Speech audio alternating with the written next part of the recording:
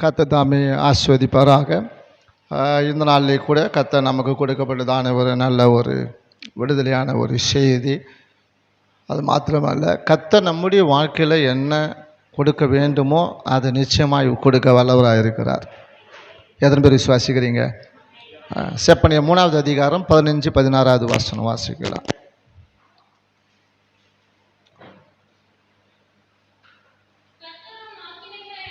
கர்த்தர் உன் ஆக்கினைகளை அகற்றி உன் சத்துருக்களை விலக்கினார். இஸ்ரவேலின் ராஜாவாகிய கர்த்தர் உன் நடுவிலே இருக்கிறார். இனி தீங்கை காணாதிருப்பாய். அந்நாளிலே எருசலேமை பார்த்து பயப்படாதே என்றும், சீயோனை பார்த்து உன் கைகளை தளரவிடாதே என்று சொல்லப்படும். அப்போ எருசலேமை பார்த்து கர்த்தர் சொல்லுகிறார், சீயோனை பார்த்து கர்த்தர் சொல்லுகிறார். அப்போ தேவனுடைய சபையை பார்த்து, தேவனுடைய அதிலே வாசம் பண்ணுகிற, அதிலே உட்கார்ந்து தேவனை துதிக்கிற, ஆராதிக்கிற அவருடைய பிள்ளைகளை சபை என்று நாம் பார்க்கும்போது சீயோனுக்கு ஒப்பாகவும், எருசலேம் என்று நாம் பார்க்கும் பொழுது விசுவாச மக்களுக்கு ஒப்பாக நாம் பேசப்படுவது வழக்கம். எல்லா பரிசுத்தவானும் இப்படிப்பட்டதான ஒரு காரியங்களை சொல்லுவார்கள். ஆகையினாலே சபையை பார்த்து கர்த்தர் சொல்லுகிறார், மக்களை பார்த்து, விசுவாச மக்களை, தேவனுடைய பிள்ளைகளை பார்த்து சொல்லுகிறார், பயப்படாத. என்ன செய்யாரு? பயப்படாத. உன் கைகளை என்ன செய்ய விடாத, தளர விடாத. ஏன்னா நாம் பயப்படும் பொழுது கைகளை தளர்ந்து விடும். கை தளர்ந்து விடும் பொழுது ஜெயம் சத்துரு எடுத்து விடுவான், பிசாசு எடுத்து விடுவான் ஜெயம். அங்கே நீங்க வாசிக்கும் பொழுது நம்ம மிக அழகாய் சொல்லப்பட்டிருக்கிறது, அந்நாளிலே எருசலேமை பார்த்து. இப்போ நம்ம பிரியமானவர்களே, நடக்க போகிற சம்பவத்தை குறித்து நாம் சொல்லிட்டு, அங்கே எருசலேமில் நடக்கிற, எருசலேமில் நடக்க போகிற காரியங்களை குறித்து தான் சொல்லப்பட்டு இருக்கிறது. ஆகையினால தான் நம்ம இன்றைக்கு இது அப்படியே நம்ம தேவ பிள்ளைகளுக்கு நடக்கிறத, சபைக்கு நடக்கிறதா நம்ம அதை பாசிட்டிவாக எடுத்துக்கொள்ள வேண்டும். எதிராய் நடக்கிறது தான், எதிர்காலத்தில் நடக்கிறது தான், எதிராய் நடக்க போகிறதை குறித்து தான் அங்கே பேசப்படுகிறது. அதனால தான் பிள்ளைகளை நீங்கள் பயப்படாதீங்க, நீங்கள் கைகளை என்ன செய்யாதீங்க, தளர்ந்து விடாதுங்க. சபை எப்பொழுதும் என்ன செய்யக்கூடாது என்று சொன்னால், தளர்ந்து விடக்கூடாது. மக்கள் இல்லையே, ஜனங்கள் வரலையே குறித்து தான் என்ன செய்யக்கூடாது, சபை எப்பொழுதும் கை தளர்ந்து விடவே கூடாது. விசுவாச மக்கள் எதை குறித்து என்ன செய்யக்கூடாது, பயப்படவே கூடாது. ஏன்னா கர்த்தர் உன் ஆக்கினைகளை என்ன செய்கிறாரு, அகற்றி. அப்போ ஜனங்கள் என்ன செஞ்சாங்க, ஆக்கினைக்குள்ளாயிட்டாங்க. ஆக்கினைக்குள்ளாக அங்கே என்ன செய்ய, கட்டப்பட்டுட்டாங்க, ஆக்கினைக்குள்ளாக உட்படுத்திட்டாங்க.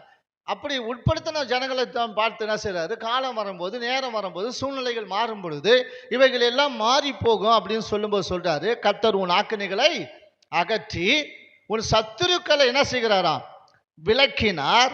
இஸ்ரவேலின் ராஜாவாகிய கர்த்தர் உன் நடுவிலே இருக்கிறார். இனி தீங்கை காணாது இருப்பாய். ஆகையினாலே நீ தீங்கை காணாது இருப்பாய். ஆகையினாலே நீ பயப்படாது, உன் கைகளை என்ன செய்யாத, தளர விடாத. அப்போ மோசையினுடைய கைகள் தளர்ந்து போகும்போது அமலேக்கியர் ஜெயம் எடுத்துட்டே இருந்தாங்க. யாரு? அமலேக்கியர் என்ன செஞ்சாங்க, ஜெயம் எடுத்துட்டே இருந்தாங்க. அப்போ மோசையுடைய கை மேலே உயரும் பொழுது என்ன நடக்கும், இஸ்ரவேல் ஜனங்கள் ஜெயம் எடுப்பாங்க. அதுக்காக தான் அவர் சொல்றாரு, நீங்க பயப்படாதீங்க, உங்க கைகளை என்ன செய்யாதீங்க, தளர விடாதீங்க. அப்படி தளர விடும் பொழுது சத்துரு ஜெயம் எடுப்பான். சத்துரு என்ன செய்வான், தலை நிமிர்ந்து நிற்பான். அவனு நீங்கள் என்ன செய்ய வேண்டாம், சங்கரிக்கப்பட வேண்டாம். சத்துரு சங்கரிக்கப்பட வேண்டும்னா, சத்துரு நம்மளை விட்டு விலகி போகணும், சத்துரு நிர்மூலமாக்கப்பட்டு போகணும், நீங்கள் பயப்படாதபடிக்குன்னு சொல்றாரு. அல்லேலூயா. எருசலேமே பார்த்து சொல்றாரு, பயப்படாது. சீயோனை பார்த்து சொல்றாரு, உங்க கைகளை என்ன செய்யாதீங்க, தளர்ந்து விடாதீங்க. அப்போ நம்மளுடைய கைகள் தளர்ந்து விடக்கூடாது, பயப்படக்கூடாது. கர்த்தர் உன் ஆக்கினைகளை என்ன செய்கிறாரு, உன் வியாபாரத்தில், உன் தொழிலில், கையின் பிரயாசத்தில், கைட்டு வேலைகளில், உன் குடும்பத்தில், உன் பிள்ளைகள் இடத்துல என்ன செய்கிறார், ஆக்கினைகளை என்ன செய்கிறாரு, அவர் அகற்றுகிற தேவனாய் இருக்கிறார். நீங்கள் இயேசுவினுடைய பிரியமானவர்களே, அழகான முகத்தை நோக்கி பார்த்தா உங்கள் வாழ்க்கையில் இருக்கிற ஆரம்பம் ஒருவேளை பிரியமானவர்கள் அற்பமாக இருக்கலாம். உங்கள் வாழ்க்கையில் இருக்கிற ஆரம்பம் எப்படி இருக்கலாம், அற்பமா இருக்கலாம். ஆனா முடிவு எப்படி இருக்குன்னு சொல்றாரு, அப்ப நீங்க யாரை நோக்கி பார்க்கணும்? அந்த அழகான இயேசு கிறிஸ்துவின் முகத்தை நீங்கள் நோக்கி பார்த்தீங்கன்னா உங்க வாழ்க்கையில் என்ன நடக்கும்? ஆரம்பிக்கும் பொழுது வேணுமானம் எப்படி இருக்கலாம்? அற்பமா இருக்கலாம். ஆனா முடிவு எப்படி இருக்குன்னு சொல்றாருன்னா சம்பூர்ணமாய் இருக்கும் அப்படின்னு சொல்றார். யோபு 8வது அதிகாரத்தில் 7வது வசனத்தை வாசிக்கின்ற பொழுது,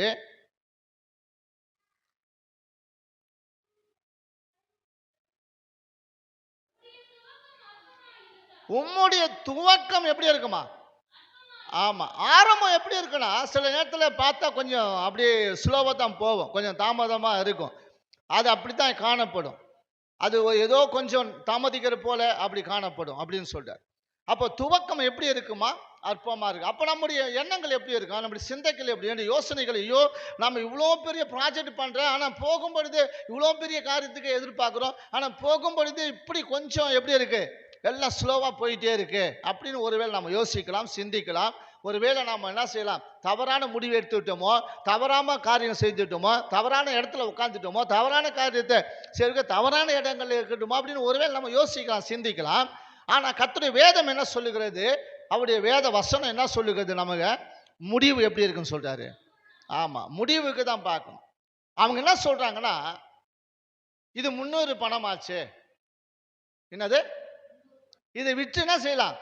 இதை விற்றா 300 பணத்துக்கு என்ன செய்யலாம்? விற்கலாம். இது ஏழைகளுக்கு தரித்திரத்துக்கு கொடுக்கலாமே அப்படின்னு என்ன செய்யறாங்கன்னா, அவள் ஆரம்பிக்கும் பொழுதே என்ன செய்யப்படுகிறது? அற்பமாய் பேசப்படுகிறது. ஆரம்பிக்கும் போது எப்படி என்ன பண்ணுங்க? அற்பமா பேசுறாங்க, அற்பமா சொல்லிட்டே இருக்கிறாங்க. அப்ப அந்த அற்பமான காரியத்தை தான் ஆண்டவர் அது எப்படி இருக்குன்னா அது சம்பூர்ணமா இப்படியே பண்ணினார்.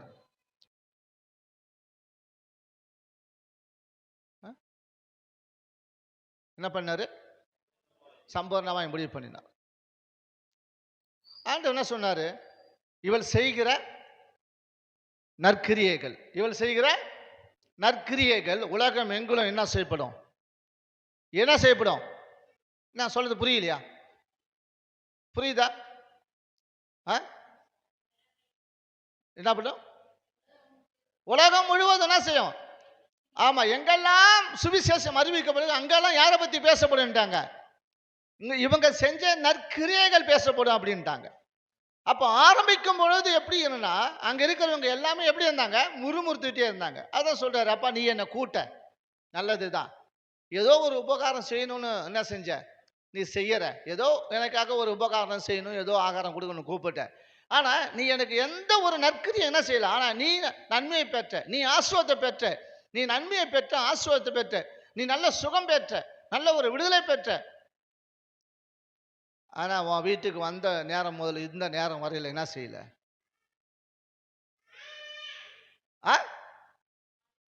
தண்ணிய கூட நீ கொடுக்கல. கால்களுக்கு என்ன செய்யல? தண்ணிய கூட கொடுக்கல. இவளோ என்ன செஞ்ச? என்னை அடக்கம் பண்ணுவதற்காக, என்னை அடக்கம் பண்ணுவதற்கு முன்பாகவே என்ன செய்யணுமோ அதை செய்து கொண்டு இருக்கிறாங்க. இவங்களை நீங்க என்ன செய்யாதீங்க? தொந்தரவு பண்ணாதீங்க, தடை பண்ணாதீங்க. அதான் அவர் சொல்றாரு. நீங்கள் மார்க் எழுதின சுவிசேஷம் 14வது அதிகாரத்துல நீங்கள் 9வது வசனத்தை வாசிக்கும் போது சொல்றாரு, இந்த சுவிசேஷம் உலகத்தில் எங்கெங்கே பிரசங்கப்படுமோ அங்கங்கே இவளை நினைப்பதற்காக இவள் செய்ததும் சொல்லப்படும் என்று மெய்யாகவே உங்களுக்கு சொல்லுகிறேன் அப்படின்றார். இவள் செய்தது உலகம் எங்கும் இந்த சுவிசேஷம் எங்கெல்லாம் அறிவிக்கப்படுகிறதோ அங்கெல்லாம் பேசப்படும் பொருளாய் மாறிவிட்டது. அப்போ ஆரம்பிக்கும் போது எப்படி ஆரம்பிச்சாங்கன்னா, எப்படி ஆரம்பிச்சாங்க? ஆரம்பம் எப்படி இருந்தது? அற்பமாய் ஆரம்பிக்கப்பட்டது, அற்பமாய் காணப்பட்டது. ஆனா முடிவு உங்களால் அல்ல, இவளால் அங்க என்ன செய்யணும்? பேசப்படும் அப்படின்ட்டு. சகை இவர் எப்படிப்பட்டவரோ என்று என்ன செய்யாங்க? இவர் எப்படிப்பட்டவரோ என்று பார்க்க தான் வந்தாங்க. நீங்கள் லூக்கா சுவிசேஷம் 19வது அதிகாரத்தில் 3வது வசனத்தை வாசிக்கும் பொழுது, லூக்கா 19:3, இயேசு எப்படிப்பட்டவரோ என்று அவரை வகை தேடினான். அவன் குள்ளனானபடியால் இந்த ஜன கூட்டத்தில் அவரை காணக்கூடாமல் அவர் போகும் வழியிலே முன்னாக ஓடி அவரை பார்க்கும்படி ஒரு காட்டாத்தி மரத்தின் மேல் ஏறினான். இயேசு அந்த இடத்தில் வந்த பொழுது அண்ணாந்து பார்த்து அவனை கண்டு, சகைவே, நீ சீக்கிரமாய் இறங்கி வா, இன்றைக்கு நான் உன் வீட்டிலே தங்க வேண்டும் என்றார். அவன் சீக்கிரமாய் இறங்கி சந்தோஷத்தோடு அவரை அழைத்து கொண்டு போனான். அவரை கண்ட யாவரும் இவர் பாவியான மனுஷனிடத்தில் தங்கும்படி. இப்ப என்னன்னா, இங்கேயும் ஒரு தோகத்தை பார்க்கிறோம். எப்படி இருக்கு அப்படின்னா, அங்கேயும் அப்படித்தான் இருக்கு. ஆனா அந்த பூரணம் எப்படி நடக்குது அப்படின்ற சம்பூர்ணமா அது நடக்குதுன்னு பார்த்தீங்கன்னா, அங்க இருந்தவங்க எல்லாம் என்ன செய்யுங்க, இவரு பாவியான மனுஷனிடத்தில் தான் போகிறாரு. அவனோ ஒரு பாவியான மனுஷன், அவன் வரி வசூலிக்கிறவன், அவன் பணத்தை மேல பணத்தை சேர்க்கிறான். இன்னும் இவர் அவன் வீட்டுக்கு போறாரு அப்படின்னு சொன்னாங்க. ஆனா இவன் சம்பூர்ணம் அடையும்படி கர்த்தர் செய்தார். இவன் சம்பூர்ணம் அடையும்படி கர்த்தர் செய்தார். இவன் சம்பூர்ணம் அடையும்படி கர்த்தர் செய்தார். என்ன அப்படிப்பட்ட சம்பூரணம் அப்படின்னு நீங்க அடுத்த வசனம் 8வது வசனத்தை வாசிக்கும் போது சொல்லிட்டாரு. சகைவு நின்றுட்டான். இப்போ யாரு சொன்னவங்களுக்கு மத்தியில, ஜனங்களுக்கு மத்தியில இப்படி சொன்னாங்க பத்தியா, இவன் பாவியான மனுஷன், இவன் வீட்டுக்கு போறாங்களே என்று முறுமுறுத்தாங்களே, இந்த முறுமுறுப்ப சகவி கேட்டான். கேட்டு என்ன செய்கிறாரு, நின்று இப்ப யாரை நோக்கி பார்க்கிறாருன்னா, இயேசுவின் அழகான முகத்தை பார்க்கிறார். இயேசுவின் அழகான முகத்தை பார்க்கிறார். அந்த அழகான முகத்தை பார்த்த பொழுது அவனுக்கு என்ன தெரியுமா நடந்தது? என்ன நடந்தது தெரியுமா? என்ன நடந்தது? அடுத்தது அவர் சொல்றாரு, ஆண்டவரே, இதுதான் சம்பூரணம்,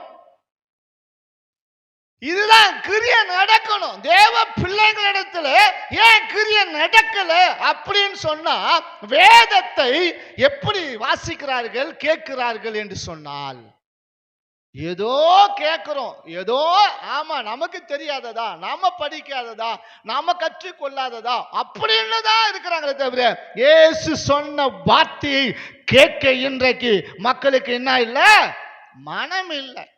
அப்படி மனம் இல்லாததுனால தான் கிரியை நடக்கல. கர்த்தர் பேசியும் கூட என்ன நடக்கல, ஒரு மாற்றமோ ஒரு முன்னேற்றமோ இல்லை. ஆனா இவர் அந்த ஜனங்கள் முறுமுறுப்பதை கேட்டு சகைவு நின்று யாரை பார்க்கிறப்பல, இயேசுவை நோக்கி பார்த்தார். இயேசுவை நோக்கி பார்த்துட்டு அடுத்தது என்ன சொல்றாருன்னா, என் ஆண்டவரே, என் ஆசில் பாதியை ஏழைகளுக்கு கொடுக்கிறேன். என்ன சொல்றாரு? என் ஆசியில ஏழைகளுக்கு என்ன செய்கிறேன், என்ன செய்றேன், கொடுக்கிறேன். நான் ஒருவனிடத்தில் எதையாகிலும் அநியாயமாய் வாங்கினதால் நாளத்தனையாய் திருப்பி தருகிறேன் என்று சொன்னான். இதுதான் தேவன் சம்பூரணமான ஆசீர்வாதத்துக்குள் நடத்துற காரணம் என்ன? எது சம்பூரணம்? எது பேசப்படுகிறது? அவர் தன்னை அர்ப்பணித்தார். அல்லேலூயா.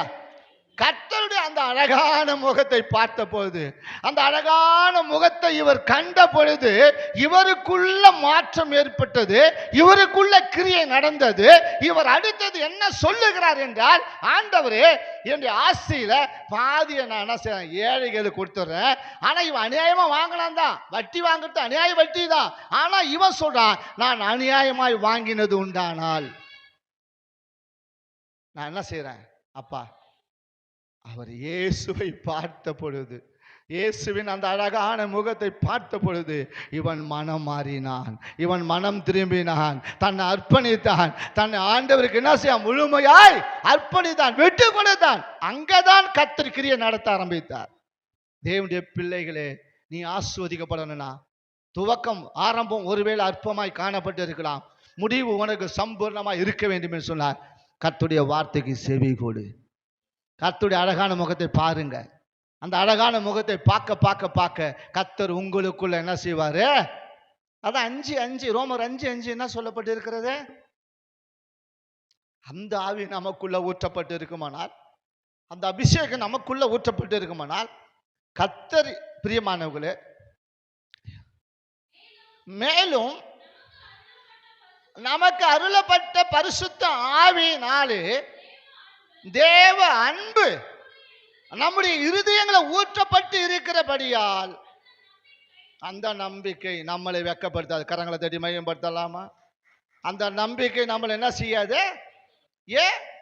பரிசுத்த ஆவியுடைய அன்பு தான்.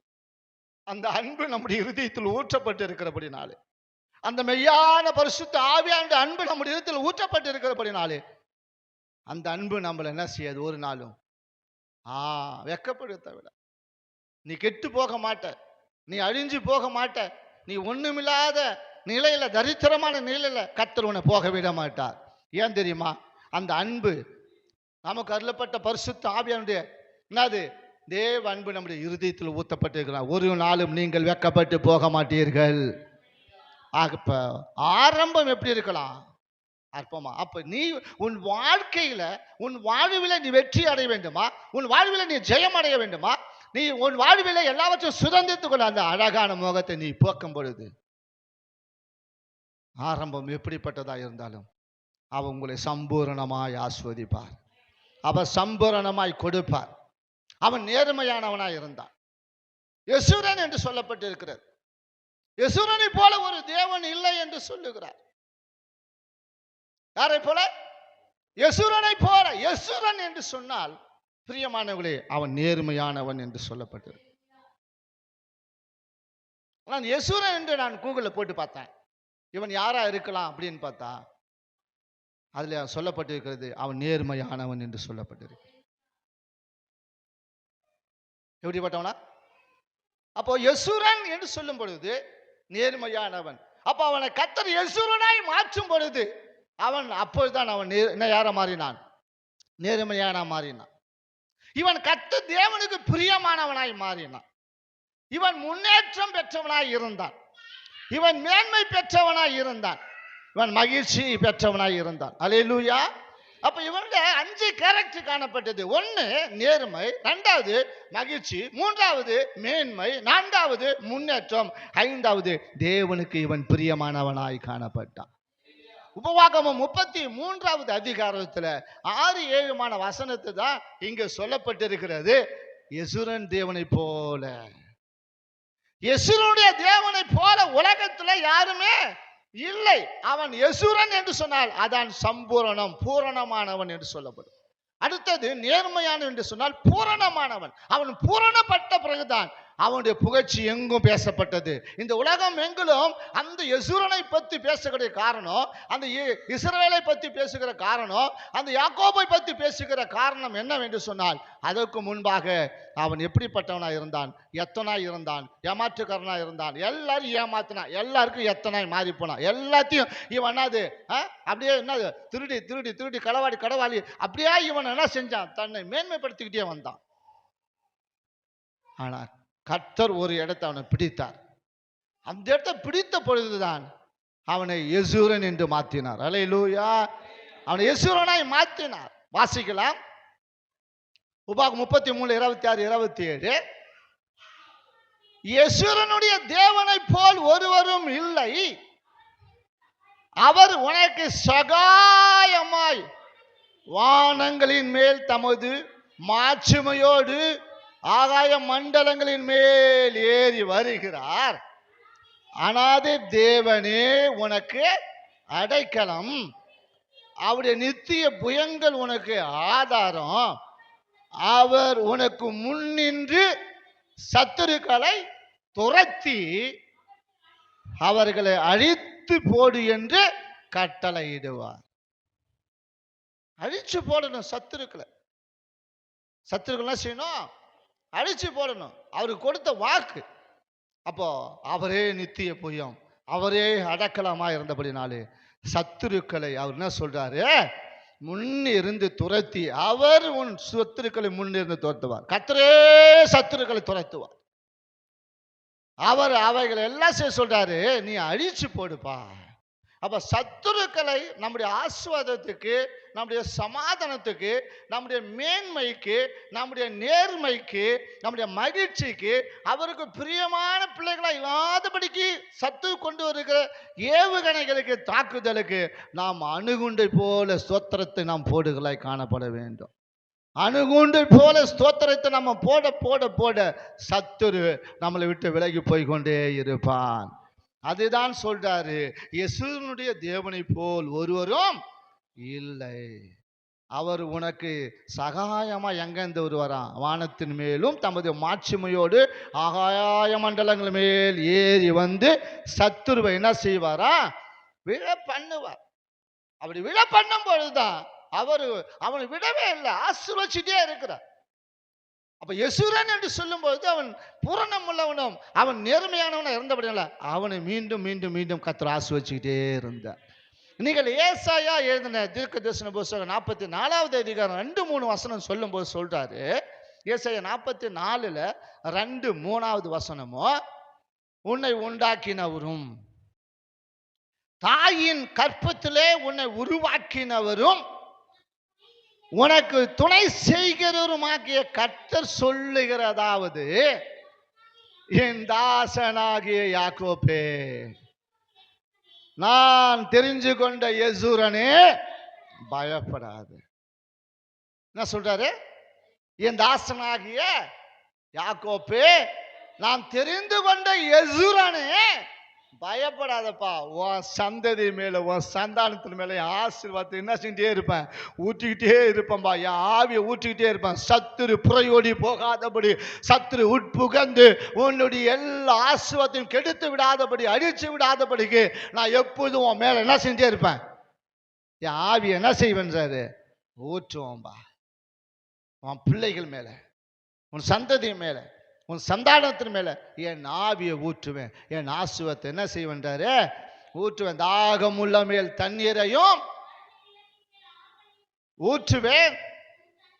உன் சந்ததியின் மேல் என் ஆவியையும், உன் சந்தானத்தின் மேல் என் ஆசீர்வாதத்தை ஊற்றுவேன். எத்தனை பேர் விசுவாசிக்கிறீங்க?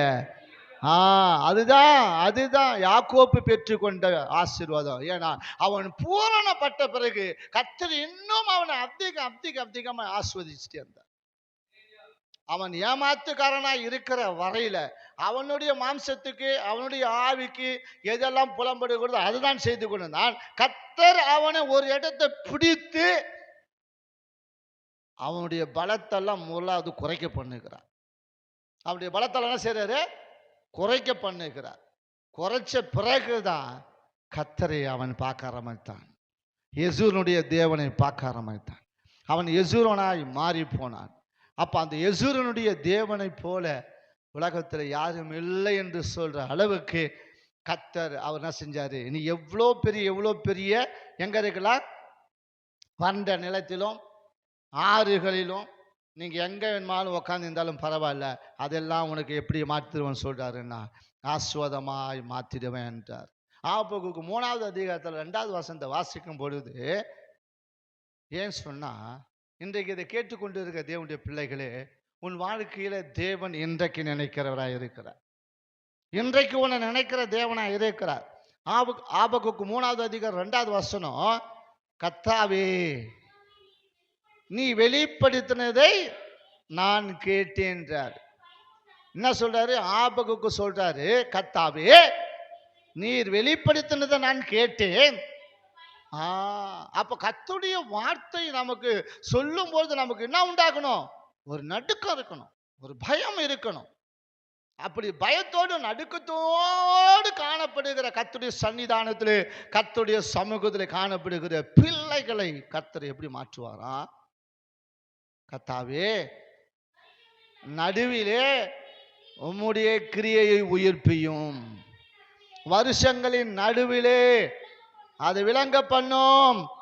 நீ கோபித்தாலும் இரக்கத்தை நினைத்தருளும். நீ கோபித்தாலும் இரக்கத்தை நினைத்தருளும் ஆண்டவரே. வருஷத்தினுடைய நடுவிலே அதை விளங்க பண்ணும் ஆண்டவரே. உம்முடைய கிரியைகளை உயிர்ப்பியும் வருஷத்தின் நடுவிலே என்று அவன் கெஞ்சுகிறதை பார்க்கிறோம். அப்ப கர்த்தருடைய வார்த்தை வந்த பிறகு அவனுடைய ஒரு கெஞ்சுதல், ஒரு மன்றாட்டு ஜெபம் அவனுக்குள்ள காணப்பட்டது. கர்த்தருடைய பிள்ளைகள் அப்படி ஆண்டவரே, ஒருவேளை என் ஆசீர்வாதத்தின் மேல ஆண்டவர் இப்படி ஒருவேளை நீர் கோபமா இருக்கும் என்று சொன்னார். 2 நாளைக்கு முன்னாடி, நேற்று முந்தா நேற்று தான் நான் உட்காந்து இந்த செய்தியை ஆக்கினைகளை அகற்றுவார் என்று சொல்லிக்கிட்டே இருந்தேன் பாருங்களேன். இவனுடைய கையில 2-3 கொப்பளம் இருந்தது. இது கொஞ்சம் லேசா ஊற ஆரம்பிச்சது. என்னடா திடீர்னு ஊறுதுன்னு சுரிலான்னு போனா 3 கொப்பளம் ஆயிடுச்சு. இந்த 3 கொப்பளத்தை பார்த்து சொன்னேன், சரி இது நமக்கு ஏதோ இந்த வாதை வருகிறது என்று அறிந்து உடனடியாக செய்தி எடுக்கிறது, அந்த வார்த்தையை எடுக்கிறத அதை டேபிளை ஃபீட் பண்ணிட்டு வச்சுட்டேன். உடனே என்ன செஞ்சேன், சேர் விட்டு கீழே இறங்கி சாசகமாக வந்து, ஆண்டவர் இந்த நீ எனக்கு அனுமதித்தால் அதுக்காக ஸ்தோத்திரம், நீ என்னை புடமிட்டால் அதுக்காக ஸ்தோத்திரம். ஆனால் ஆண்டவரே, இந்த வாதை எனக்கு தேவையில்லை, இது என்னை விட்டு இந்த ஆக்கினை அகன்று போகட்டும். இந்த வாதை ஒருவேளை அது சொரிஞ்சிருந்தனா அந்த கொப்பளத்தில் இருக்கிற அந்த என்னது அந்த தண்ணியெல்லாம் தெறிக்க தெறிக்க என்ன செய்யும், அது படார் படார்னு என்ன செஞ்சிருக்கும், அது அடுத்தது வந்துக்கிட்டே இருந்திருக்கும். ஆனால் நான் அதை கண்ட, என் கண்கள் அதை கண்டபோது அந்த ஊரில் சொரியாம அடுத்ததை நான் செஞ்சேன், இந்த ஆக்கினை எனக்கு வேணாம். இந்த ஒருவேளை நீ என்னை புடமிட்டால், என்னை சோதித்தால் அதுக்காக ஸ்தோத்திரம் சாமி, ஆனால் இது எனக்கு தேவையில்லை. நான் எங்கே மனம் திரும்பணுமோ, எதை நான் செய்ய வேண்டுமோ அதை செய்யறதுக்கு ஆண்டவரே என்னை நான் தகுதிப்படுத்துகிறேன், ஆயத்தப்படுகிறேன், என்னை மன்னிங்க மன்னிங்க மன்னிங்க மன்னிங்க என்ன செஞ்சேன். நான் சாஷ்டாங்கமாக உழுந்து கர்த்தருடைய சமூகத்தில் நான் மன்றாடிக்கிட்டே இருந்தேன். மறுநாள் காலையில் எழுந்து பார்த்தேன், அந்த இடம் உடஞ்சி போய் அமிங்க போய் எப்படி ஆயிடுச்சுன்னா காஞ்சி போச்சு. அதன் பிறகு அது காணப்படவில்லை நேற்று நாட்களில். அல்லேலூயா சொல்லுவோமா? ஊரிலும் எடுக்கலை, ஒன்றும் எடுக்கலை. ஆனால் ஒருவேளை நான் அதை கவனிக்காது இருந்தால், நான் சொரியாது இருந்தால், இந்த காரியத்தை அதுக்காக தான் உங்களுக்கு நான் வெளிப்பாடுகளை சொல்லும் பொழுது வெளிப்பாடுகளை கொண்டு வந்து சொல்லுகிற காரணம் என்றால், ஜெபிக்கும் போது நடக்க போகிறது என்று நடக்க போகிற காரியத்தை நான் உங்களுக்கு சொல்லி ஏன் எச்சரிக்கிறேன்னு சொன்னால், நீங்கள் எச்சரிக்கையாக இருக்கும் பொழுது உடனடியாக அங்கே கர்த்தருடைய சமூகத்தில் நீங்கள் முழங்கால் போடவோ, ஜெபிக்கவோ, ஆண்டவர்கிட்ட மன்னிப்பு கேட்கவோ, ஆண்டவரே எனக்கு இறங்கும், ஆண்டு ஒருவேளை இப்படிப்பட்டதான ஆண்டவரே ஒரு நீ என் மேல கோபித்து இருந்தாலும் நினையும் என்று நாம் கேட்கின்ற பொழுது, ஒரு மன்றாட்டு ஜெபத்தை ஏறெடுக்கும் போது கர்த்தர் மெய்யாகவே இறங்குவார். மெய்யாகவே இறங்கி வருஷத்தின் பாதியிலே, வருஷத்தின் நடுவிலே பாதியில உனக்காக இறங்கி கர்த்தர் கிரியை செய்வார். இதை கேட்டுக்கொண்டிருக்கிற அன்பு சகோதர சகோதரியே, ஒருவேளை இன்றைக்கு நீங்க போய் கூட கேட்டு பாருங்க ஆண்டவர்கிட்ட, நீ கோபித்தாலும் ஆண்டவரே நான் எங்கே விட்டுட்டோம், எங்கே மறந்துட்டனோ, எங்கே இழந்து போனனோ, எங்கே நான் விழுந்து போனனோ எனக்கு ஆண்டவரே தெரியாது. ஆனால் ஒன்னொன்னாய் நீ சொல்லும் சாமி, நீ ஒன்னொன்னாய் சொல்ல சொல்ல சொல்ல சொல்ல அதெல்லாம் உடைய சமூகத்தில் அறிக்கையிடுகிறேன். ஆண்டவரே, வருஷத்தினுடைய என்னது நடுவிலே உம்முடைய கிரியை உயிர்ப்பையும் வருஷல நடுவிலே நீர் எனக்கு கொடுத்ததை மீண்டும் விளங்க பண்ணும். ஆண்டவரே, கோபித்தாலும் என் மேல் இரக்கமாயிரும் என்று ஒரு மன்றாட்டு ஜெபத்தை நீங்கள் வீட்டில் போய் ஏறெடுத்து பாருங்க. ஒருவேளை மெய்யான மனம் திரும்புதல் உங்கள் வாழ்க்கையில் இருக்கும் என்று சொன்னால், இதை கேட்டு அங்கே கர்த்தர் இறங்கி கிரியை செய்ய ஆரம்பிப்பார். கர்த்தர் கிரியை செய்ய ஆரம்பிப்பார். உன் வாழ்வு மாறி போகும். உனக்கு சந்தோஷம் மகிழ்ச்சி உண்டாகும்படி கர்த்தர் செய்வார். உன் இறுதி அதிசயப்பட்டு போகும்படி கர்த்தர் செய்வார். நீ பூரிப்பு அடையும்படி கர்த்தர் செய்வார். மகிழ்ச்சியும் கீர்த்தி அடையும்படி கர்த்தர் செய்வார். இதெல்லாம் நான் உங்களுடைய வாழ்க்கையில சொல்லி கொண்டிருக்கிறேன். ஒருவேளை அது தீர்க்க தரிசனமாக கூட கடந்து வரலாம். நீங்க கர்த்தருடைய சமூகத்துல நீங்கள் ஒரு மன்றாட்டு ஜெபத்தை எடுத்து பாருங்க. ஏசாயா 60:19 21 வசனம் வரல சொல்றாரு, உன் துக்க நாட்கள் முடிந்து போக போகிறது. அழுது கொண்டிருக்கிற சகோதரனே சகோதரியே, நீ புலம்பிக் கொண்டிருக்கிறதை விட்டுவிடு, அழுது கொண்டிருக்கிறதை விட்டுவிடு. கர்த்தர் உனக்கு நித்திய வெளிச்சமாய் வருவார். அவர் உனக்கு பிரியமானவர்களே உண்டாக்குற ஆசீர்வாதத்தின் மேல நீ துக்க நாட்களை சந்திக்காதபடி, இனி துக்க நாட்கள் சந்திக்காதபடி உன் துக்க நாட்கள் முடிந்து போக போகிறது கர்த்தர் சொல்லுகிறார். வாசி. இனி சூரியன் உனக்கு பகலிலே வெளிச்சமாய் இராமலும் சந்திரன் தன் வெளிச்சத்தால் உனக்கு பிரகாசியாமலும் கர்த்தரே உனக்கு நித்திய வெளிச்சமும் உன் தேவனே உனக்கு மகிமையாயிருப்பார். உன் தேவனே உனக்கு மகிமையாயிருப்பார். உன் தேவனே உனக்கு நித்திய வெளிச்சமாய் இருப்பார். உன் சூரியன் நீ ஒரு நாளும் என்ன செய்வது கிடையாது, அஸ்தமதிப்பது. உனக்குள்ள இருக்கிற வெளிச்சம், உனக்குள்ள இருக்கிற ஒளி, உனக்குள்ள இருக்கிற ஆசீர்வாதம், உனக்குள்ள இருக்கிற அபிஷேகம் ஒரு நாளும் என்ன செய்வது அது இல்லை. உனக்கு உண்டானது மறைவது இல்லை. கர்த்தரே உனக்கு நித்திய வெளிச்சமாய் இருப்பார். உன் துக்க நாட்கள் முடிந்து போகும். உன் துக்க நாட்கள் முடிந்து போக போகிறது. கர்த்தர் இன்றோடு உன் துக்க நாட்களை அவர் முடிய பண்ணுகிறார். ஏன்னா கர்த்தரே உனக்கு யாரா இருக்கிறாரு. அடுத்தது சொல்றாரு,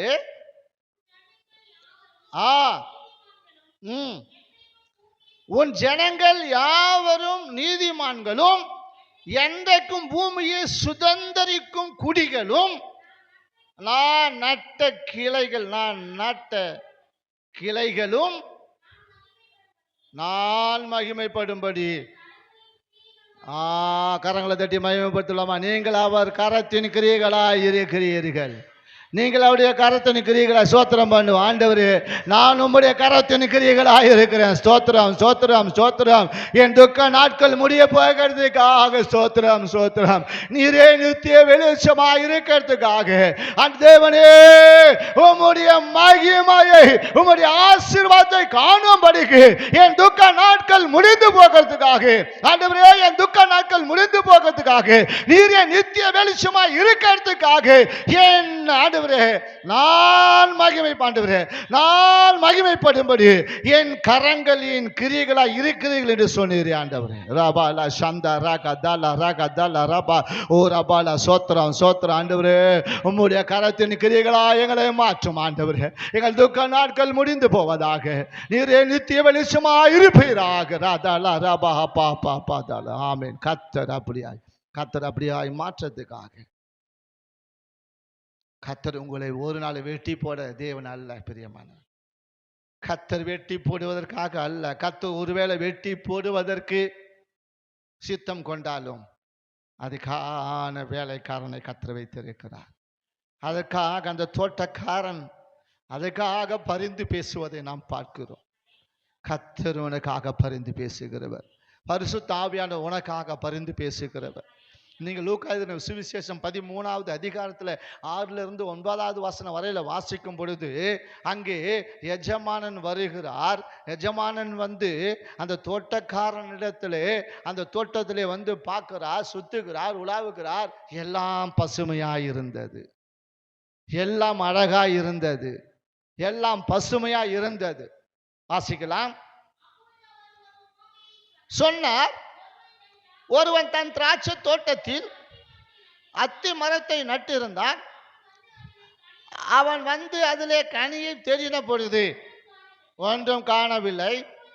அப்பொழுது அவன் தோட்டக்காரனை நோக்கி, இதோ 3 வருஷமாய் இந்த அத்தி மரத்திலே கனியை தேடி வருகிறேன், ஒன்றையும் காணவில்லை. இதை வெட்டி போடு. ஏன் இது நிலத்தை ஏன் கெடுக்கிறது என்றான். அதற்கு அவன், ஐயா, இந்த வருஷமும் இருக்கட்டும், நான் இதை சுற்றிலும் கொத்தி என்ன செய்றேன், போடுவேன். கனி கொடுத்தாலும் சரி, கொடாவிட்டாலும் சரி, வெட்டி போடலாம் என்று சொன்னான் என்றார். அதான் பரிந்து பேசுகிறவர். பரிசுத்த ஆவியானுடைய வேலை என்ன தெரியுமா? பரிந்து பேசுகிறவர். ஒருவேளை கர்த்தருடைய பிள்ளைங்க நல்லா செழிப்பா இருப்பாங்க, நல்ல ஆசீர்வாதமா இருப்பாங்க, நல்ல மகிழ்ச்சியா இருப்பாங்க, சந்தோஷமா இருப்பாங்க. ஆனா வரும்பொழுது அங்க என்ன இருக்காது? கிரியைகள் இருக்காது. கிரியை இல்லை. அநேக தேவ பிள்ளைகளுடைய வாழ்க்கையில செழிப்பா இருக்கிறாங்க, ஆசீர்வாதமா இருக்கிறாங்க, மகிழ்ச்சியா இருக்கிறாங்க, சந்தோஷமா இருக்கிறாங்க. அதுதான் அதனுடைய அர்த்தம். அவர் எப்படி இருக்கலாம், அது எப்படி இருக்கலாம், அந்த அத்தி மரம் எப்படி இருக்கிற தோட்டத்தில் வரும்பொழுது அவர் என்ன செய்கிறாரு? கனியை தேடி பார்க்கிறார். அப்படின்னா அது அழகா இருக்கிறது, ரொம்ப செழிப்பா இருக்கிறது. அதை பார்க்கறதுக்கு அந்த என்னது நிலத்துக்காரனுக்கு, அந்த தோட்டக்காரனுக்கு மிகுந்த சந்தோஷமா இருந்தது. ஓ, அழகா இருக்கிறது என்று. ஆனால் வந்து வந்து 3 வருஷமா பார்க்கிறார், தேடி தேடி தேடி பார்க்கிறார். அது வளர்ந்தது வளர்ந்தது, செழிப்பா இருந்தது. அது மிகுந்த பச்சை பசேன்னு காணப்பட்டது. அது மிகுந்த அது என்ன செய்த வளர்ந்த அழகாய் கனி கொடுக்க முடியாத நிலையில் இருந்தது. ஆனா அதுக்குள்ள என்ன இல்லைன்னு சொல்லிட்டாரு? கனி இல்லை. கர்த்தருடைய பிள்ளைங்களும் இன்றைக்கு இது ஏதோ ஒரு உவமை போல, ஏதோ ஒரு கதை போல தான் இன்றைக்கு படித்து கொண்டிருக்கிறார்கள். அதுக்குள்ளான ஆவிக்குரிய அர்த்தம் என்னன்னா, கர்த்தருடைய பிள்ளைங்க ஒன்று ஆஸ்வாதமா இருக்கிறாங்க, 2வது செழிப்பா இருக்கிறாங்க, 2வது சந்தோஷமா இருக்கிறாங்க, 2வது மகிழ்ச்சியா இருக்கிறாங்க. ஆனா அவங்கள்கிட்ட என்ன இல்லை என்றாருன்னா, கிரியைகள் இல்லை. கனிகள் கொடுக்கும்படியான கிரியைகள் இல்லை. கனி கொடுக்கிற வாழ்க்கை இல்லை. ஆவிக்குரிய வாழ்க்கை கனி கொடுக்கிற வாழ்க்கையாய், கிரியை நடக்கிற வாழ்க்கையாய் இல்லை. ஆனால் அவங்க எப்படி இருக்கிறாங்க? பார்க்கறதுக்கு மிகுந்த ஆசீர்வாதமாய், செழிப்பாய், சந்தோஷமா, மகிழ்ச்சியா இருக்கிறாங்க. அதான் தேவன் சொல்லுகிறார். அதான் சொல்றார். ஏன்னா இன்றைக்கு ஆசீர்வாதம் எப்படின்னா, இன்னைக்கு மக்களுக்கு மத்தியில பிரியமானவர்களே, செழிப்பு ஆசீர்வாதம் மிக பிரபலமாய் போய் கொண்டிருக்கிற இந்த காலகட்டங்களில மக்கள் எதை விரும்பலையா? பரிசுத்தத்தையும் அந்த மேன்மையான உன்னதத்துக்குரிய ஆசீர்வாதத்தை விரும்பாம, பூமிக்குரிய ஆசீர்வாதத்திலே இவர்கள் மகிழ்ச்சியாய், இவர்கள் சந்தோஷமாய் காணப்படுகிறார்கள். அதான் சொல்றாரு, வந்து தேடி தேடி பார்த்தம்பா. தோட்டக்காரனை கூட்டு சொல்றாரு, இது நீ வேணாம், இது என் தோட்டத்தை என்ன செய்து இத கெடுக்குது. ஒரு கனி இல்லாம, ஒரு கிரியும் இல்லாம ஏன் இது இருக்கணும்? இங்க வெட்டி போடு அப்படின்றார். ரமன் மிக கடுமையாய் சொல்லுகிறார், ரொம்ப கோபத்தோட சொல்லுகிறார், வெட்டி போடு கடுமையா சொல்றாரு. ஆனா தோட்டத்துக்காக சொல்றான், காவல், அதான் தோட்டத்தை காவல் காக்குறான். என்ன செய்யறான்? தோட்டக்காரங்கிட்ட போய், அந்த தோட்டக்காரர்கிட்ட போய் சொல்றாரு, ஐயா இந்த வருஷம் இருக்கட்டும் ஐயா, இந்த வருஷம் ஆமா, ஆண்டவர் இப்படி நம்ம மேல கிருபையா இருக்க, தயவா இருக்க இருக்க, கிருபையா இருக்க இருக்க இருக்க தான் நம்ம இன்னும் எப்படிப்பட்டவர்களாய் மாறிட்டே இருக்கிறோம்.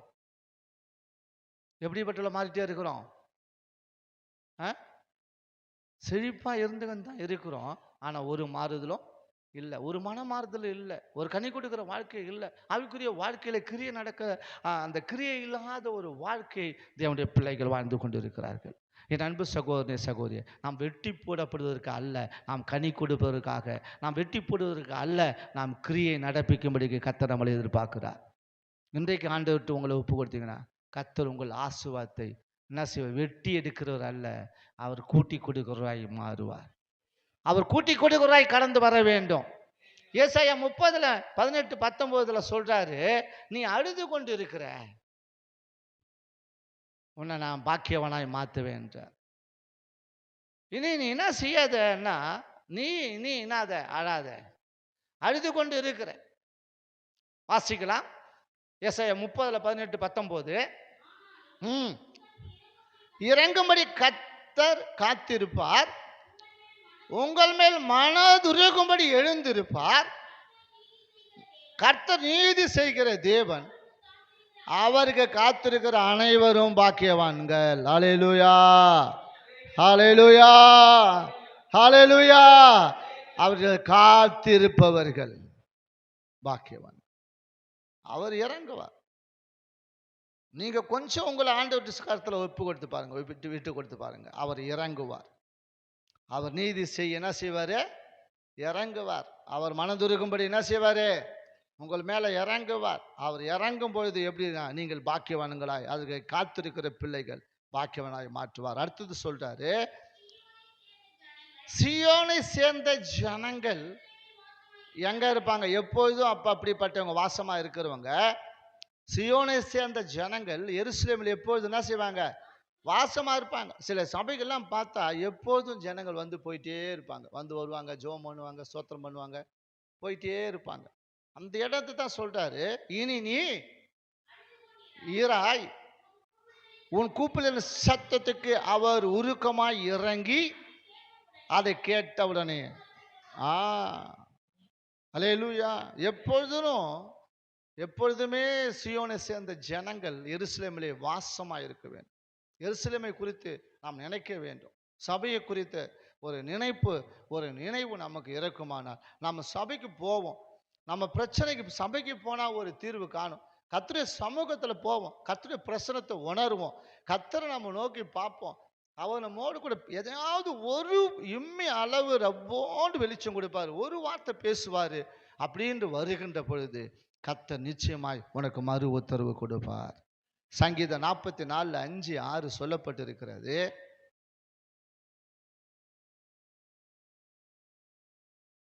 சங்கீதம் 44:5-6 உங்கள் மேல சொல்றாரு, உம்மாலே எங்கள் சத்துருக்களை நீ கீழே விழத்தாக்கி எங்களுக்கு விரோதமாக எழும்புகிறவர்களை உம்முடைய நாமத்தினாலே மிதிப்போம். என் வில்லை நான் நம்பேன், என் பட்டயனை ரட்சிப்பதில்லை. அதுதான் தாவீது காணப்பட்ட ஒரு அபிஷேகம். அல்லேலூயா. அந்த அபிஷேகம் அவனுக்குள்ள, அவன்கிட்ட இருக்கிற பட்டயத்தையும் வில்லையும் அவன் என்ன செய்யல, நம்பல. ஆமீன். அல்லேலூயா. என்ன செய்யல, நம்பல. சொல்றாரு, உம்மால எங்கள் சத்துருக்களை என்ன செய்ய கீழே விழத்தாக்கி எங்களுக்கு விரோதமாக எழும்பினவர்களை உம்முடைய நாமத்தினால. ஆமா, மிதிக்கணும் சத்துருவை அவருடைய நாமத்தினால். சத்துரு என்ன செய்யணும், மிதிக்கணும். அதாவது சொல்லப்படுகிறது, வீதியிலே சேற்றை போல மிதிக்கப்படுவானா. நீங்கள் மிக 7வது அதிகாரத்தில் 10வது வசனத்தை வாசிக்கும் பொழுது சத்துரு என்ன செய்யணும், வீதியில சேற்றை போல மிதிக்கப்படணும். அல்லேலூயா. பிசாசுடைய கிரியைகள் நம்மளை அட்டாக் பண்ணாத கூடாது, அப்படி சத்துரு என்ன செய்யணுமா, அப்படிதான் சொல்லப்பட்டிருக்கிறது. மிக 7:10 உன் தேவனாகிய கர்த்தர் எங்கே என்று என்னோடு சொல்லுகிற என் சத்துருவானவள் அதை பார்க்கும்போது வெட்கம் அவளை மூடும், என் கண்கள் அவளை காணும், இனி வீதிகளில் சேற்றை போல மிதிக்கப்படுவாள். அல்லேலூயா. சத்துருவானவள் வீதியிலே சேற்றை போல மிதிக்கப்படுவாள். அப்ப அவளை வீதியில போட்டு என்ன செய்யணும், மிதிக்கணும். சன பொழுதுல சத்துரு நமக்கு வியாபாரத்துக்கு விரோதமாய், பிள்ளைகளுக்கு விரோதமாய், நம்முடைய குடும்பங்களுக்கு, நம்முடைய ஆவிக்குரிய வாழ்க்கைக்கு விரோதமான காரியம் நடக்குதா? ஏன் இது இப்படி தாமதமா இருக்கு, ஏன் சூழலாம் மாறிட்டே இருக்கு, ஏன் இது சரியில்லையேன்னு ஆவில ஒரு வேளை உனக்கு அப்படிப்பட்ட ஒரு நினைவுகள் ஊந்துதல் ஆவியானவர் நடத்தினால், அடுத்தது சத்துருவை சேற்றை போல எங்க போட்டு மிதிக்கணுமா, என்ன செய்யணும், உடனே உங்க காலின் கீழாக என்ன செய்யணும், சமாதானத்தின் தேவன் சாத்தான் உங்கள் காலின் கீழாக கொண்டு வருவார். 16:20 மிக தெளிவா சொல்றார் ரோமர்ல. சமாதானத்தின் தேவன் என்ன செய்வாரா, சீக்கிரமாய் சாத்தான் என்ன செய்வாரா, உங்க காலின் கீழே கொண்டு வருவாராம். கர்த்தராகிய இயேசுவுடைய கிருபை உங்களோட கூட என்னோட என்ன செய்யுமா, காணப்படுமா. சமாதானத்தின் தேவன் சீக்கிரமாய் சாத்தானை உங்கள் காலின் கீழே நசுக்கி போடுவார். நம்முடைய கர்த்தராகிய இயேசு கிறிஸ்துவின் கிருபை உங்களோடு கூட இருப்பதாக. ஆமென். அவருடைய கிருபை நம்மளோட இருந்தா சமாதானத்தின் தேவன் சாத்தானை சீக்கிரத்தில் நம்ம காலின் கீழே கற்று கொண்டு வரும். அல்லேலூயா சொல்லுமா. அதை நசுக்கி போடணும். அதை கண்டு பயப்படாது.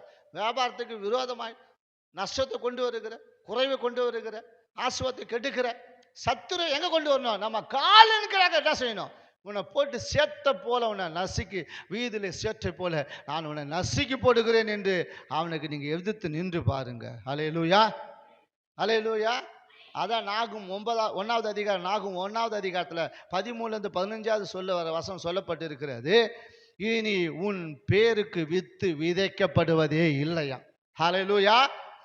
உன் பேருக்கு வித்து விதைக்கப்படுவதில்லை. பொல்லாத காரியங்கள், பொல்லாத செய்கைகள், பொல்லாத கிரியைகள், பொல்லாத வல்லமைகள் உனக்கு விரோதமாய் எதிராய் என்ன செய்யப்படுவது,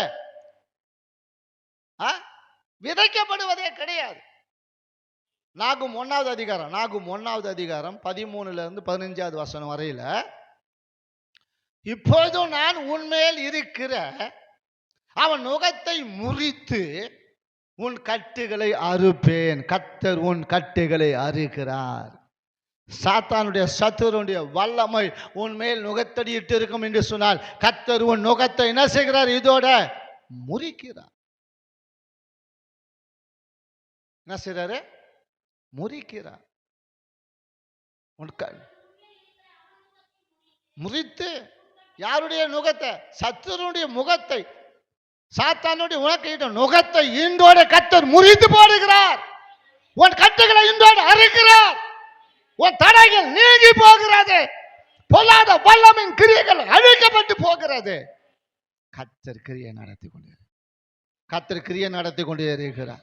உன் வீடுகளிலே, உன் குடும்பத்தில், உன் பிள்ளைகள வியாபாரத்தில் கர்த்தர் கிரியை நடத்தி கொண்டு இருக்கிறார். சத்துரு சாத்தான் மின்னலை போல விழுகிறது. சத்துடைய வல்லமையுடைய சாத்தானுடைய கிரிகள் மின்னலை போல விழுந்து உன் இடத்தை விட்டு என்ன செய்கிறது? விலகி ஓடிக்கொண்டே இருக்கிறது.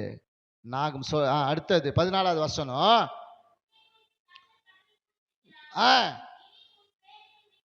இனி உன் பேருக்கு வித்து விதைக்கப்படுவதில்லை. தேவர்கள் கோவில்கள் இருக்கிற வெட்டப்பட்ட விக்கிரகத்தையும் வறுக்கப்பட்ட விக்கிரகத்தையும் நான் நிர்மலமாக்குவேன். நீ கனவீனமானபடினால் அதை உனக்கு பிரேத கூலியாக்குவேன். சமாதானத்தை கூறி வருகிற சுவிசேஷங்களுடைய ஊழியக்காரனுடைய பாதங்கள் கால்கள் மலைகள் மேல் ஏறி வருகிறது. யூதாவே, உன் பண்டிகை ஆசாரி பொருத்தனைகளை செலுத்து. துஷ்டன் இனி உன் வழியாய் கடந்து வருவதில்லை. கரங்களை தட்டி மகிமைப்படுத்துவான். அவன் முழுவதும் சங்கரிக்கப்படுகிறான், சங்கரிக்கப்படுகிறான், சங்கரிக்கப்படுகிறான். இதோடு உன் எல்லைகளிலே அவனுக்கு கிரியை இல்லை. சுவிசேஷ சமாதானத்தை நற்காரியமாய் கூறி வருகிற சுவிசேஷுடைய கால்கள் எப்படி இருக்கிறது? அல்லேலூயா. ஆகையினால இன்றைய நாள் முதல்ல கொண்டு பண்டிகை, நல்ல பண்டிகைகளை அனுசரியுங்க. உபவாசத்தை அனுசரியுங்க. உபவாசத்தை அனுசரிங்க. உபவாசத்தை உங்களுக்கு பண்டிகை ஆக்குங்கள். மாதம் மாதம் மாதம் நீங்களோ குடும்பமாய் உட்காந்து ஒரு உபவாசத்தை அனுசரியுங்க. இல்லைன்னா சபையை கூப்பிடுங்க, ஊழியக்காரனை கூப்பிடுங்க. சுவிசேஷனுடைய பாதங்கள் படுகிற இடங்களிலே, சுவிசேஷனுடைய பாதங்கள் கடந்து வருகிற இடங்களிலே என்ன செய்வான்? படும் செலுத்து துஷ்டன். ஆமா, இனி துஷ்டன் உன் வழியாய் உன் இடத்துக்கு, உன் குடும்பத்துக்கு, உன்னுடைய பொருளாதாரத்தில் அவன் இனி கடந்து வருவது கிடையாது. அவன் முழுவதுமாய் சங்கரிக்கப்படுகிறான். அல்லேலூயா, அல்லேலூயா. இதை விசுவாசிக்கிறவர்கள் முழங்காலிட்டு, ஆண்டவரே, துஷ்டன் இனி என் வாழ்க்கையில் வரக்கூடாது, என் வழியாய் கடந்து வரக்கூடாது ஆண்டவரே. என் வியாபாரத்தில், தொழிலே, என் குடும்பத்தில், பிள்ளைகளிடத்தில் வரக்கூடாது ஆண்டவரே. அவன் முற்றிலுமாய் சங்கரிக்கப்படட்டும். ஒருவேளை எங்களுக்கு துவக்கம் ஆண்டவரே, ஆரம்பம் ஆண்டவரே அப்பா அற்பமாய் இருந்தாலும் கூட, ஆனால் முடிவை சம்பூர்ணமாய் மாற்றி கொடுக்கிறவர். வருஷத்தின் நடுவிலே அப்பா, வருஷத்தின் ஆண்டவரே பாதியிலே உம்முடைய கிரியை ஆண்டவரே நடக்கட்டும் சாமி. உம்முடைய கிரியைகள் நடக்கட்டும் சாமி. நீர் வெளிப்படுவீராக ஆண்டவரே, நீர் வெளிப்படுவீராக ஆண்டவரே. பாதியில் அதை செய்வேன் சொன்ன கர்த்தாவே, பாதியில் கிரியை நடத்த தேவன் எங்களுக்கு கடந்து வருவீராக. நீர் கடந்து வருவீராக ஆண்டவரே. கடந்து வாங்கப்பா. வருஷத்தின் நடுவிலே ஆண்டவரே, வருஷத்தின் நடுவிலே ஆண்டவரே, ஆண்டவரே அது கிரியைகள் உயிர்ப்பையும் ஆண்டவரே, அதை விளங்க பண்ணும் ஆண்டவரே. இரக்கத்தை நினைந்தருளும், நினைந்தருளும். அவனை ஆண்டவரே சம்பூரணமாக அடைந்த போது அவன் நேர்மை உள்ளவனாய் மாறினான். அவன் மகிழ்ச்சியாய் இருந்தான் ஆண்டவரே, அவன் மகிழ்ச்சியாய் இருந்தான் ஆண்டவரே. அவன் மேன்மையாய் இருந்தான் ஆண்டவரே. அவன் முன்னேற்றம் அடைந்தான் ஆண்டவரே. தேவனுக்கு பிரியமானவனாய் இருந்தான் ஆண்டவரே. எசுரனை போல என்னை மாற்றும் கேளுங்க. எசுரனை போல என்னை மாற்றும் ஆண்டவரே. ஆண்டவரே பூரணப்படுத்தும் ஆண்டவரே. நேர்மையாய் இருக்க உதவி செய்யும், நேர்மையான மாற்றும். மகிழ்ச்சியாய் இருக்க உதவி செய்யும் அப்பா. மேன்மையாய் இருக்க உதவி செய்யும் அப்பா. முன்னேற்றம் அடைய உதவி செய்யும். உமக்கு நான் பிரியமா இருக்கணும். எந்த மனுஷனுக்கு அல்ல, உமக்கு நான் பிரியமா இருக்கணும். ரதல ரபல சந்த ரப ரப ரிக அந்த ரப ரிக அந்த ரப. ஹல்லேலூயா, ஹல்லேலூயா, ஹல்லேலூயா, ஹல்லேலூயா. ஓ கர்த்தர் உன் ஆக்கினைகளை அகற்றி உன் சத்துருக்களை விலக்கினார். இஸ்ரவேலின் ராஜாவாகிய கர்த்தர் உன் நடுவில் இருக்கிறார். இனி தீங்கை காணாது இருப்பாய். பயப்படாதே. உன் கைகளை நெகிழ விடாதே. உன் கைகளை தளர்ந்து விடாதே. முடியாது. கர்த்தருடைய வார்த்தை உனக்கு வந்து கொண்டிருக்கிறது. கர்த்தர் உன் துக்க நாட்களை முடிய பண்ண போகிறார். உன் துக்க நாட்கள் முடிந்து போகும். கர்த்தரே உனக்கு நித்திய வெளிச்சமா இருக்கிறார். உன் சூரியன் அஸ்தமிப்பதில்லை. இனி உன் சந்திரனும் சூரியனும் மறைவதில்லை, அஸ்தமிப்பதில்லை. கர்த்தரே நித்திய வெளிச்சமா. உன் துக்க நாட்கள் முடிந்து போகுது. கரங்களை தட்டி, அப்பா என் துக்க நாள் முடிந்து போக, என்னுடைய பொருளாதாரத்தில் இருந்த தூக்கம், என் வியாபாரத்தில் இருந்த தூக்கம், என் பிள்ளை மேல் இருந்த தூக்கம், என் குடும்பத்தில் என் கணவன் மேல் இருந்த தூக்கம், என் மனைவி மேல் இருந்த தூக்கம் மாறி போவதாக, துக்கம் முடிந்து போவதாக. துக்கத்தெல்லாம் சந்தோஷமாய் மாற்ற. ரகதல்ல ரகதல்ல ரகதன தீர அந்த ரப ரப ஓ ரபல ஸ்தோத்திரம் தோத்திரம் தோத்திரம் தோத்திரம். கர்த்தர் கிரியை நடத்தும், கிரியை நடத்தும், கிரியை நடத்தும். வெட்டி போட அல்ல, வெட்டி போட அல்ல. அது ஒருவேளை நான் அப்பா இதோ கர்த்தாவே செழிப்பா இருக்கிறது போல இருக்கு, சமாதானமா இருக்க போல இருக்கு, சந்தோஷமா இருக்க போல இருக்கு. ஆனா எனக்குள்ள கிரியை இல்ல. எனக்குள்ள ஆண்டவரே அப்பா கனி கொடுக்க முடியாத ஆவிக்குரிய வாழ்க்கை இல்லை சாமி. நீர் வெட்டி போட அல்ல, கனி கொடுக்க முடியாது. நான் வெறுமையாய் போகக்கூடாது ஆண்டவரே. நான் இங்கேருந்து போக வெறுமையாய் போகக்கூடாது ஆண்டவரே. என் கண்கள் அதை காண வேண்டும் ஆண்டவரே. அந்த ஆசுவத்தை காண வேண்டும் ஆண்டவரே. ஈஸ்வரனுடைய தேவனே அப்பா, ஈஸ்வரன் மேல ஆசுவத்தை ஊற்றினீர் அப்பா. அவாந்தர வெளியிலும் ஆறுகளை ஊற்றுவேன் சொன்ன கர்த்தர் ஆண்டவர். ஆறுகளை ஊற்றுவேன் சொன்ன கர்த்தர் ஆண்டவர். ஆவியை ஊற்றும் ஆண்டவரே, ஆசுவத்தை ஊற்றும் ஆண்டவரே. ஆசுவத்தை ஊற்றுங்க எங்கள் மேல, எங்க பிள்ளைங்க குடும்பத்தில் ஆசுவத்தை ஊற்றுமாப்பா, ஊற்றும் ஆண்டவரே, ஊற்றும் அப்பா. பிள்ளைகள் வெறுமையை போகக்கூடாது அப்பா, பிள்ளைகள் வெறுமையை போகக்கூடாது ஆண்டவரே. ஒரு ஆசீர்வாதம் இன்னைக்கு உண்டாகட்டும். இந்த உபவாசத்து நிமித்தமாக ஆண்டவரே, ஒரு இந்த ஸ்பெஷல் உபவாசத்து நிமித்தமாக ஒரு ஸ்பெஷலான ஆசீர்வாதத்தை பிள்ளைகள் பெற்றுக்கொள்ள தடைகளை உடைக்கிறேன், கட்டுகளை உடைக்கிறேன், பொல்லாத வல்லமைகளை அழிக்கிறேன், சத்துருவை சேர்த்த போல மிதிக்கிறேன். சத்துரு விலகி போவதாக. வியாபாரத்தை விட்டு, தொழிலை விட்டு, கையின் பிரயாசத்தை விட்டு, பிள்ளைகளை விட்டு, குடும்பங்களை விலகி போவதாக. விலகி போகட்டும், விலகி போகட்டும், விலகி போகட்டும். கர்த்தர் கிரியை நடத்துறதுக்காக ஸ்தோத்திரம் சாமி. சபையை விட்டு, ஊழியத்தை விட்டு, ஊழியக்காரன் குடும்பங்களை விட்டு, சபைகளை விட்டு, ஊழியக்காரன் குடும்பங்களை விட்டு, ஊழியக்காரன் பிள்ளைகளை விட்டு, ஊழியக்கார பிள்ளைகளை ஆசீர்வாதத்துக்கு விரோதமாக செயல்படுகிற கிரியைகள் அழிக்கப்பட்டு, எல்லா மந்திர தந்திரம், எல்லா ஏவல் எரிச்சல் பொறாமை வன்கண் கிரியைகள் அழிக்கப்பட்டு போவதாக ஆண்டவர். அழிக்கப்பட்டு போகட்டும். கர்த்தர் கிரியை நடத்தும் சாமி. பலத்த கிரியை நடத்தும் சாமி. வல்லமையான கிரியை நடத்தும் சாமி. அதிகமான ஆசீர்வாதத்தை கர்த்தர் கொண்டு வருவீராக. பிள்ளைகள் ஆசீர்வதிக்கிற ஆண்டவரே, இந்த நாள் முதல் பிள்ளைகளுடைய ஆசீர்வாதம் பெருகட்டும் ஆண்டவரே, பெருகட்டும் ஆண்டவரே, பெருகட்டும் ஆண்டவரே. ஒரு உயர்வு, ஒரு மேன்மை, அது ஒரு சந்தோஷம் உமக்கு பிரியமானதை பிள்ளைகள் பெற்றுக்கொண்ட உதவி செய்ய ஆசீர்வதி. இயேசுவின் நாமத்தில் ஜெபிக்கிறோம் நல்ல பிதாவே. பிதாவாகிய தேவன் நன்மை கர்த்தராகிய கிருபையும் பரிசுத்த ஆவியானவருடைய அன்யோன்யத்தையும் பாதுகாக்கப்படும் இந்த உலகத்தில் சகல பசும் இருப்பதாக சேர்ந்து சொல்லுவோம். கர்த்தரை ஸ்தோத்திரம். என் மூலமே ஸ்தோத்திரம், என் ஆத்மாவே கர்த்தரை ஸ்தோத்திரம். அவசிய சகல வாழையும் மறப்பாக. அல்லேலூயா துதி என்றும் இயேசுவுக்கு செலுத்துகிறோம்,